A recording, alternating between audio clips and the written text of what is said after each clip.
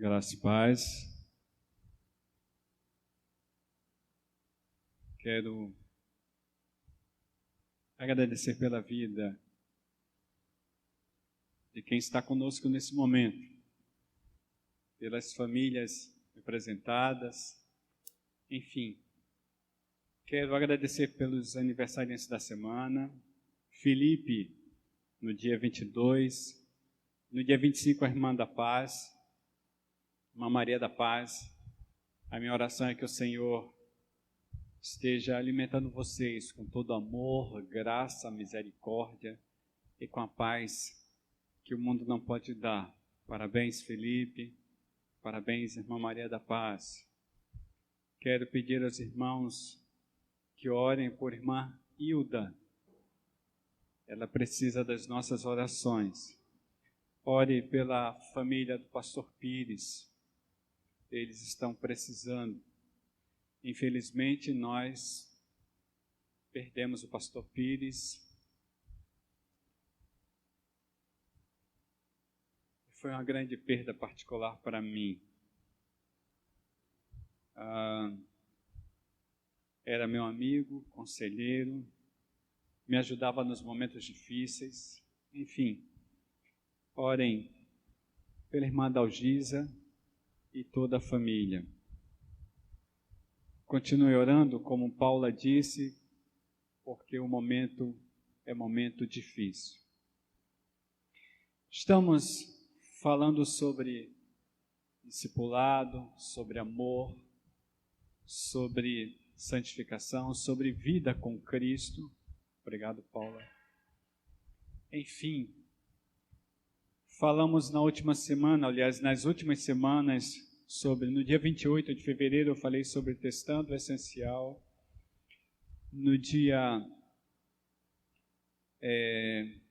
7 de março eu falei sobre sofrimento e graça diante da opressão, quando eu trouxe a experiência de Ana, nascimento de Samuel e o canto de vitória.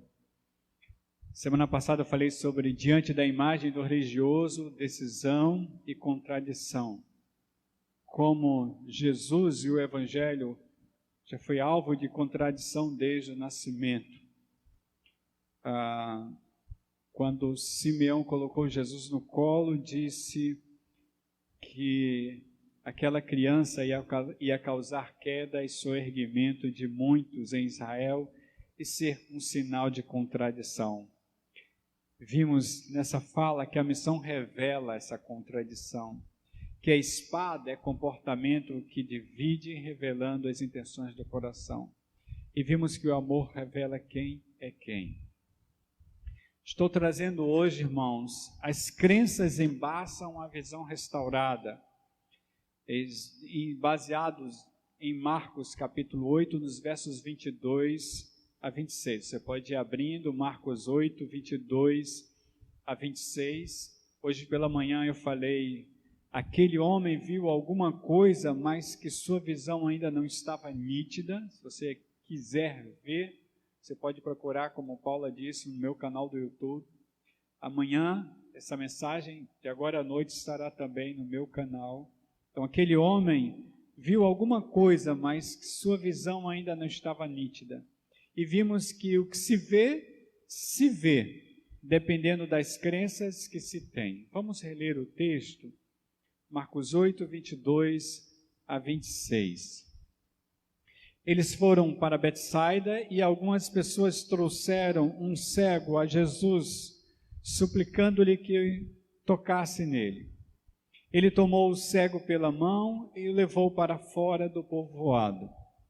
Depois de cuspir nos olhos do homem e impor-lhe as mãos, Jesus perguntou: você está vendo alguma coisa? Ele levantou os olhos e disse: vejo pessoas, elas parecem árvores andando. Mas uma vez Jesus colocou as mãos sobre os olhos do homem, então seus olhos foram abertos e sua vista lhe foi restaurada, e ele via tudo claramente.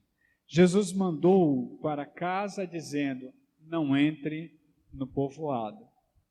Pelo que eu percebo, aquele homem não morava no povoado de Betsaida. Então, nesse sentido, Jesus manda ele direto para casa.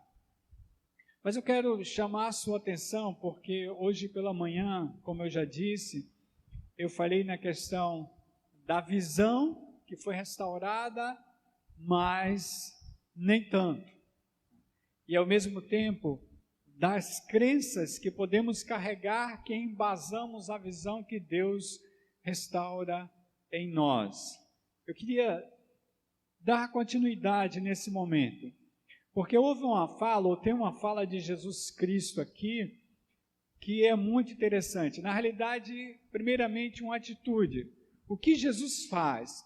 No verso 23, ele toma o cego pela mão e o leva para fora do povoado. Sai com aquele homem do povoado. Agora, perceba a forma específica de Jesus tratar, né? Trouxeram aquele homem para ele, mas ele não quis que as outras pessoas levassem o homem. Ele mesmo assumiu, ele mesmo toma o homem pela mão e carrega aquele homem para fora do povoado. O que, baseado em alguns comentários, e aí eu aprofundo um pouco mais depois, eu entendo que precisamos sair do meio daquilo que me afasta, ou daquilo que nos afasta da visão clara, da visão límpida, da visão pura. Saia do meio que lhe afasta da visão clara, límpida, pura. Literalmente, Jesus toma o cego pela mão, o leva para fora do povoado, e aí ele assume uma postura, né? Unta os olhos daquele homem com a sua saliva, impõe as mãos e simplesmente questiona. Quando eu percebo esse texto, eu entendo que para que nós estejamos alinhados à visão do Evangelho, precisamos entender o que o Evangelho tem para nós. Não há unanimidade entre os comentaristas sobre por qual razão Jesus levou aquele cego para fora da cidade.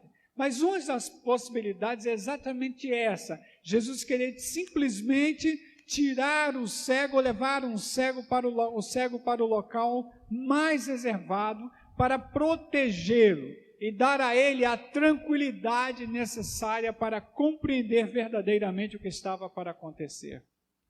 Uma outra forma de explicar é também que Jesus queria mostrar aos seus discípulos que reservadamente eles precisavam crer no que eles veriam.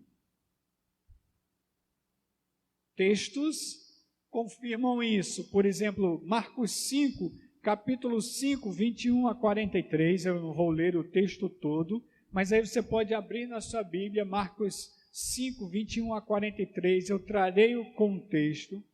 Jesus voltava de barco de Gadara, né? Lembre-se, Jesus simplesmente cura aquele homem cheio de demônio no cemitério de Gadara. Ele volta de barco para outra margem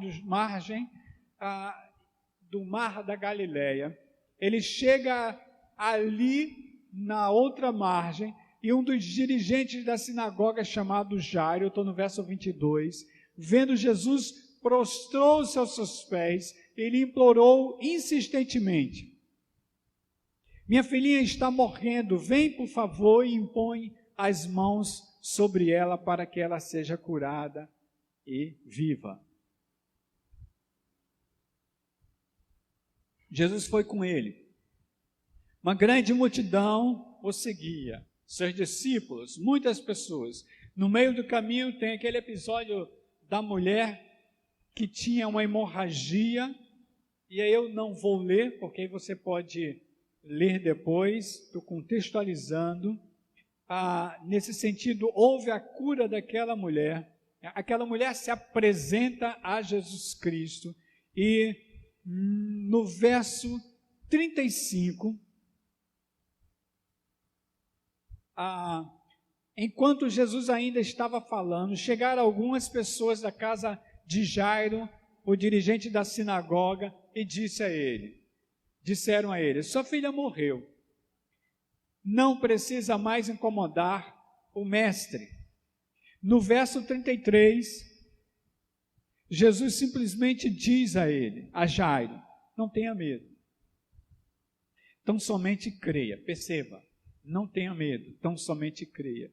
Não deixou ninguém segui-lo, senão Pedro, Tiago e João. Jesus leva simplesmente, somente Jairo, voltando para sua casa, Pedro, Tiago e João. Quando chegaram à casa de Jairo, Jesus viu um alvoroço com gente chorando e se levantando em alta voz, lamentando, quero dizer, gente chorando, lamentando em alta voz, possivelmente gente gritando, lamentando muito. No verso 39, simplesmente eles entram e Jesus diz, por que todo esse alvoroço e lamento? A criança não está morta, mas dorme. Todos começaram a rir de Jesus e ele, porém, ordenou que eles saíssem. Todos riram de Jesus, ele põe todo mundo para fora, toma consigo o pai e a mãe da criança, os discípulos que estavam com ele, ou seja, Pedro, Tiago e João, entrou onde se encontrava a criança. Perceba, Jesus tira todo mundo do cenário. Jesus tira o cego do cenário. Nesse sentido, ele dá continuidade à história. Verso 41. Tomou a criança pela mão, ele disse, Talita cumi. Essa palavra significa, menina, eu ordeno a você, levante-se. Verso 42 registra que imediatamente a menina que tinha 12 anos de idade levantou-se e começou a andar. Isso deixou todo mundo atônito. Jesus logo em seguida dá ordens para que não dissessem nada a ninguém. E disse, deem comida para ela. A gente sabe que todas as vezes que o mestre dizia, não diga nada a ninguém, sempre tinha alguém para espalhar o que tinha acontecido. O fato é que da mesma forma que ele fez com aquele homem, a gente vê no texto de Marcos capítulo 8, ele diz, volte, não entre no povoado, vá para a sua família. A história da filha de Lázaro é mais ou menos parecida com a história daquele homem que era cego. Mas tem uma outra história, Marcos capítulo 7, nos versos 31 a 37, eu deixo você no mesmo evangelho para facilitar o manuseio da Bíblia. Marcos 7, 31 a 37, texto bíblico diz que Jesus saiu dos arredores de Tiro, atravessou Sidom até o marco da Galileia e a região de Decápolis. Eu vou ler o verso 32. Ali algumas pessoas lhe trouxeram um homem que era surdo e mal podia falar, suplicando-lhe que lhe impusesse as mãos. Depois de levá-lo à parte, longe da multidão, Jesus colocou os dedos nos ouvidos dele, em seguida cuspiu, ungiu-o com saliva, tocou na língua do homem, voltou os olhos para o céu e com um profundo suspiro disse-lhe, Efatá, que significa abra-se. Com isso os ouvidos do homem se abriram, sua língua ficou livre e ele começou a falar corretamente. Jesus, perceba, ordenou-lhes que não contasse a ninguém. Como sempre, contudo, quanto mais ele os proibia, mais eles falavam. O povo ficava simplesmente maravilhado e dizia, ele faz tudo muito bem, faz até o surdo ouvir, o mudo falar. E percebam que Jesus tira as pessoas. Saia do meio daqueles que lhe afastam da visão clara, límpida, pura, da visão do Evangelho. Em Marcos capítulo 8, no verso 26, voltando à história daquele homem que era cego, Jesus diz, não entre no povoado. Ou seja, fique longe das influências. Você, e aqui eu contextualizo, você não precisa de plateias, não precisa de holofotes. Jesus não precisava de plateias para lhe projetarem, não precisava de holofotes. Ainda não havia chegado a hora. E mesmo quando chegou a hora, os holofotes voltaram-se para a cruz. E todos esses exemplos me levam a um outro ensinamento. Quando eu digo, saia do meio que ele afasta da visão clara, límpida, pura, a visão do Evangelho, da mesma forma eu digo que eu não vivo pelo que vejo. Você não precisa viver pelo que vê. Falei pela manhã que o que se vê dependendo das crenças que se tem. Mas o que eu vejo, eu não vivo pelo que vejo. Jesus toca os olhos daquele homem a primeira vez. E ele meio que, eu não vou aprofundar por causa do tempo, mas eu falei pela manhã sobre isso. Eu vejo homens como árvores que andam. Árvores andam? Que tipo de crença é essa? Emilton, ele confundiu, sim, ele confundiu pelo que estava na mente dele. Quantos de nós continuamos confundindo o Evangelho por aquilo que colocam na nossa mente? Por isso, talvez, Jesus tenha dito, não volte para o povoado. Por isso, talvez, Jesus tenha tirado ele do povoado.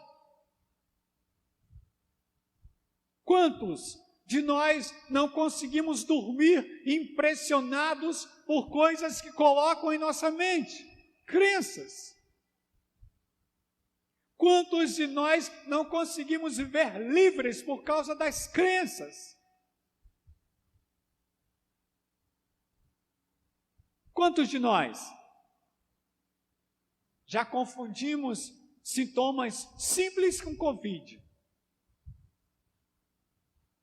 Confundir não é o problema é continuar alimentando. Gente que fica doente por causa das crenças.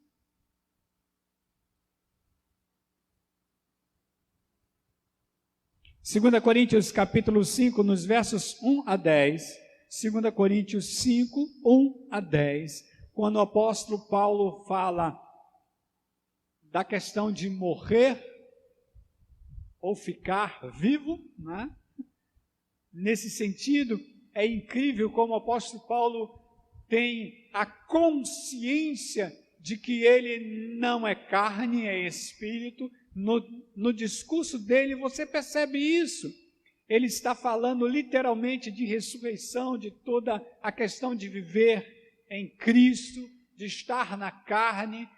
2 Coríntios 5, 1 a 10, ele diz assim: sabemos que se for destruída a temporária a habitação terrena em que vivemos, temos da parte de Deus um edifício, uma casa eterna nos céus, não construída por mãos humanas.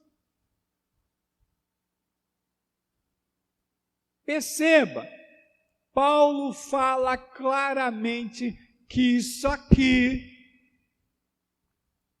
é habitação temporária. Ele sabe que ele não é a carne, ele sabe que ele não é o corpo.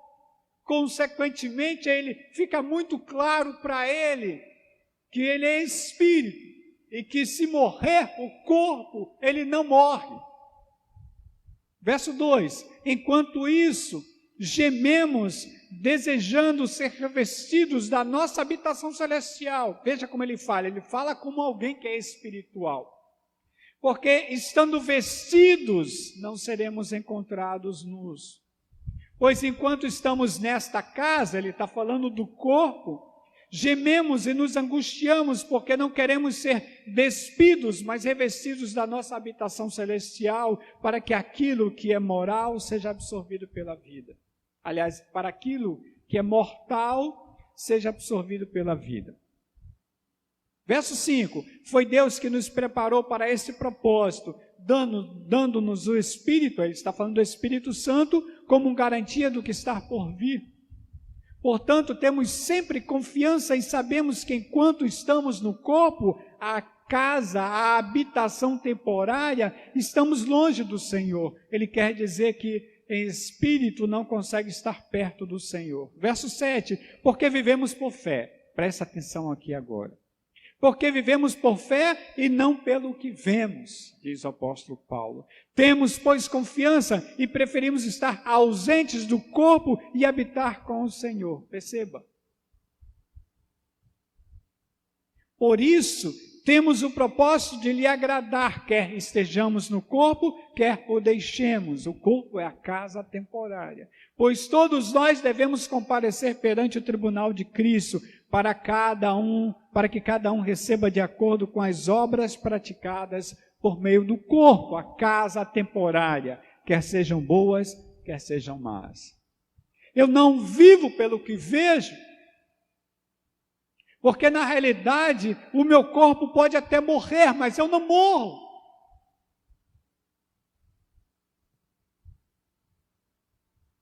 Conheço muitos de nós que têm medo de morrer. Crenças. Como se pudesse morrer. Nenhum de nós vai ter espírito morto. Ou vai ser espírito morto. Espírito não morre. E todos nós compareceremos diante do Senhor para prestarmos conta a Ele. 2 Coríntios 4, capítulo 4, nos versos 17 a 18, volta um pouquinho, depois a gente vai voltar para 2 Coríntios 5, mas 2 Coríntios 4, 17 e 18, o apóstolo Paulo diz assim: pois os nossos sofrimentos leves e momentâneos estão produzindo para nós uma glória eterna, que pesa mais do que todos eles. Assim fixamos, preste atenção, assim fixamos os olhos não naquilo que se vê, mas no que se não vê. Pois o que se vê é transitório, mas o que não se vê é eterno. Saia do meio do que lhe afasta da visão límpida, clara, pura do Evangelho. Porque se você é de Cristo, você não vive pelo que vê. Você vive pela fé. É isso que ele vai falar quando fala sobre o ministério da reconciliação. 2 Coríntios capítulo 5, a partir do verso 11, você percebe isso. Volta para 2 Coríntios capítulo 5, ele diz assim: uma vez que conhecemos o temor ao Senhor, procuramos persuadir os homens. O que somos está manifesto diante de Deus e esperamos que esteja manifesto também diante da consciência de vocês. Não estamos tentando novamente recomendar-nos, diz o apóstolo Paulo, a vocês, porém estamos dando a oportunidade de exultarem em nós para que tenham o que responder aos que se vangloriam das aparências e não do que está no coração. Interessante, né? O seu tesouro está aonde estiver o seu coração. Verso 13, se enlouquecemos é por amor a Deus, se conservamos o juízo é por amor a vocês. Mas eu quero destacar daqui para frente, pois o apóstolo Paulo diz assim: pois o amor de Cristo nos constrange, porque estamos convencidos de que um morreu por todos. Aí o apóstolo Paulo diz: logo todos morreram. E ele morreu por todos para que aqueles que vivem já não vivam mais para si mesmos, mas para aquele que por ele morreu e ressuscitou. Agora percebam, quando a gente fala de amor, a gente não está falando de sentimento. O amor gera sentimentos, mas a gente está falando de uma decisão pessoal. Amor é uma decisão espiritual, é uma decisão da essência, do espírito. Nesse sentido, o apóstolo Paulo está muito esclarecido quanto a isso. E ele entende que se Cristo morreu por ele, ele morreu junto com Cristo e vive em espírito com Cristo. No verso 17 ele diz assim: portanto, se alguém está em Cristo, é nova criação. As coisas antigas já passaram, eis que surgiram coisas novas. Isso aqui não é uma fórmula mágica. Eu disse sim a Jesus, levantei a mão, disse sim a Jesus, eu sou crente agora e eu sou nova criatura. Não é uma fórmula mágica. Aqui é a certeza de alguém que realmente colocou o seu espírito na mão do Pai dos Espíritos, o Pai da luz ou das luzes, e simplesmente vive para Ele, porque morreu para a sua própria vontade. Entendeu claramente que deve estar ao lado de quem vê a visão clara, límpida, pura do Evangelho. Por isso eu digo, saia do meio daqueles que lhe afastam da visão clara, como Jesus Cristo tirou aquele homem, e entenda que você não vive pelo que vê. Jesus nos amou de tal forma que seu amor nos constrange. Nós nos encontramos com Ele, nos entregamos a Ele e dessa forma já não somos mais de nós mesmos. Eu quero fechar voltando para Marcos capítulo 8, de certa forma já dando continuidade ao que foi falado a semana passada. Marcos 8, 34 a 36. Na fala de Jesus Cristo, depois de confrontar seus discípulos, depois de dar um puxão de orelha em Pedro, afasta-te de mim, Satanás. Simplesmente Jesus olha para eles e diz, juntamente com a multidão, Jesus diz assim: se alguém quiser acompanhar-me, negue-se a si mesmo, tome a sua cruz e siga-me. Pois quem quiser salvar a sua vida, a perderá. Mas quem perder a sua vida por minha causa e pelo Evangelho, a salvará. Pois que adianta o homem ganhar o mundo inteiro e perder a sua alma? Veja se isso não concorda com o discurso do apóstolo Paulo, dizendo que morreu para si. Literalmente. Literalmente. Todos morreram.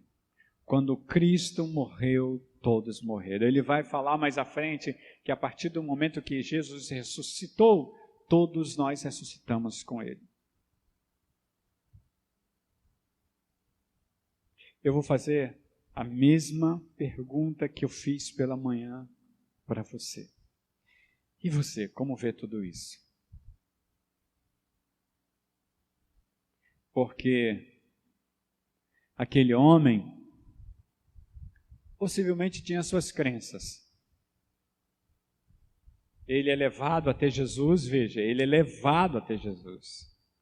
Jesus o toma pela mão, pega literalmente ele pela mão, sai com ele do povoado,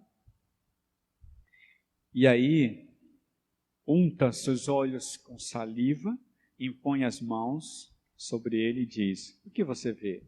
E aquele homem, levado pelo que ele via no momento, disse: eu vejo homens, mas homens como árvores que andam. E aí Jesus novamente fala com ele, e aí depois pergunta: então? E aí o texto diz, verso 25, Jesus, quando fala com ele, coloca as mãos sobre os olhos dele, seus olhos foram abertos, sua vista lhe foi restaurada e ele via tudo claramente. Nesse sentido, eu percebo que muitos de nós percebemos coisas, mas não temos visão límpida. Percebemos muito em decorrência das nossas crenças, mas o que o Senhor quer é que saiamos do meio daqueles que não têm uma visão límpida, para que entendamos que não vivemos pelo que vemos, ou pelo que percebemos, pelo que vemos, mas pela fé em Jesus Cristo. Eu quero fechar com 1 Coríntios capítulo 13, texto que eu trouxe a semana passada, também na semana retrasada, no verso 12, 1 Coríntios 13, 12, quando o apóstolo Paulo fala sobre o amor, ele diz assim: agora, pois, vemos apenas um reflexo, obscuro como o espelho, mas então veremos face a face. Agora conheço em parte, então conhecerei plenamente, da mesma forma com que sou plenamente conhecido. Irmãos, se Deus cuida de nós da forma que cuida agora, quanto mais no futuro, quando estivermos face a face com Ele. E a minha oração é essa para você. Cuidado com o que vê, para que não esteja sendo enganada por suas crenças pessoais. Saia do meio de quem quer ver evangelho de forma desvirtuada. Não basta dizer sou crente. Precisa entender que não se vive pelo que vê, mas pela fé em Jesus Cristo. Vamos orar? Deus, quero te agradecer, Senhor, por teus ensinamentos. Quero louvar o teu nome, porque o Senhor é fiel à sua promessa. Quero te dizer, Senhor, o quanto precisamos de ti nesse momento. A minha oração é que nós cuidemos de nós mesmos, no teu Espírito, para que entendamos a tua mensagem. Tantas mensagens falsas por aí, Senhor. Tantos falando em nome de Cristo. Tantos anticristos em teu nome, Senhor. Tantos enganando tanta gente. Gente que não tem imagem límpida do Evangelho. Crendo nas suas crenças pessoais. Sendo alimentados por lobos que simplesmente têm o intuito de roubarem e não de alimentarem pelo Evangelho com o Evangelho. A minha oração é que tu tires as escamas dos olhos das pessoas, Senhor, deixando claro para elas o teu Evangelho, a tua palavra. Entendendo claramente que em espírito devemos viver seguindo aquilo que tu queres para nós, pela fé, pela fidelidade em Cristo e não pelo que vemos, pelo que percebemos. A fala do apóstolo Paulo é clara, mas entendemos claro também quando entendemos que precisamos morrer para a nossa vida, para as nossas vontades, os nossos desejos, as nossas percepções e vivemos aquilo que Cristo quer que vivamos. Que o teu povo se conscientize da tua palavra, Senhor, e seja alimentado pelo teu Espírito. E a minha oração nesse momento continua sendo: fortalece o povo que está na linha de frente na saúde desse país, Senhor. Um SUS quebrado, saúde quebrada. Hospitais, postos de saúde, Senhor, depredados. A minha oração é que o Senhor fortaleça o povo que está na linha de frente da saúde nesse momento, fortalecendo o coração, ministrando sobre a mente, derramando o bálsamo de cura, derramando a paz que o mundo não consegue dar, ministrando com teu amor e dando descanso no Senhor. A minha oração é que o Senhor continue visitando as UTIs pelo mundo afora. Senhor, para que pessoas sejam curadas conforme a tua vontade. Aproveito para orar pela irmã Hilda, Senhor. Visita a tua serva. A minha oração é clara, como a família está fazendo. Que seja feita a tua vontade. A nossa oração é para que o Senhor ponha a sua mão sobre a sua serva, dando a certeza da paz, da vitória, da vida eterna no nome de Jesus Cristo. Ministra a vida à tua serva, Senhor. Põe a tua mão curadora sobre a tua serva no nome de Jesus agora. Visita, Senhor, as famílias enlutadas, como a família do pastor Pires. Visita a tua serva irmã Dalgisa, Senhor, seus filhos, toda a sua família, dando a certeza de que eles não estarão sozinhos. Eles estão contigo, Senhor, protegidos por ti, com a dor imensa no coração, com a mente chorando a tristeza, mas tu não os abandona. Que o Senhor tenha misericórdia de nós, porque não sabemos se é o fim, independente de tantas pessoas que falam indevidamente em teu nome por aí, dizendo que é o fim, que está acabando, que o Senhor já falou pessoalmente com essas pessoas, dizendo que é o fim. Nós não sabemos. O fato é que se não for o fim, vai ficar pior. Porque o homem não está muito preocupado em olhar para ti, Senhor. E não é porque tu és o carrasco que muitos pregam por aí, mas porque tu tens o caminho da vida eterna e a humanidade não quer saber disso. Eu te louvo, Senhor, por tua fala que não volta vazia.